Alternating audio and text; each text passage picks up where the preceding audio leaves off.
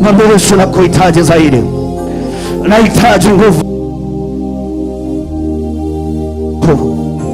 na mamlaka ya Yesu Kristo yakaweze kufanya kazi katika moto wangu wa ndani, nikaweze kuexperience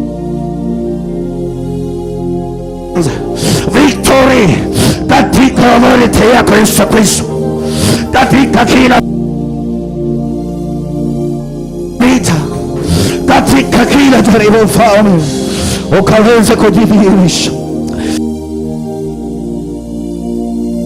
Mwambie Bwana, ondoa mashaka, ondoa roho ya mashaka, ondoa roho ya woga, ondoa kila spirit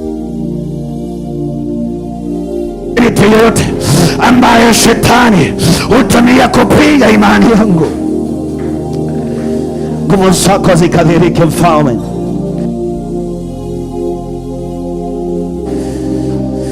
Sawia na andiko lako Bwana, ukaweze kutenda mapenzi yako Jehova.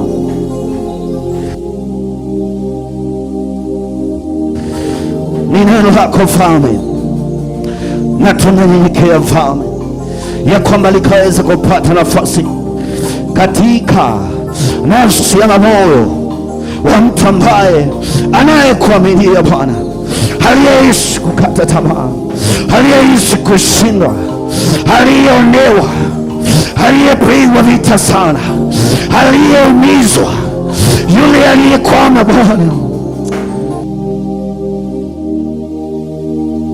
ukaweze kumwokoa Mfalme kwa mkono wako ulio wa ushindi.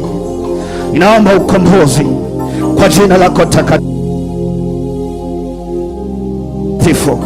Naomba kwamba authority ambayo ni ya jina lako Yesu Kristo, ile jina ya majina yote Bwana, ikaweze kutushindania, ikatupe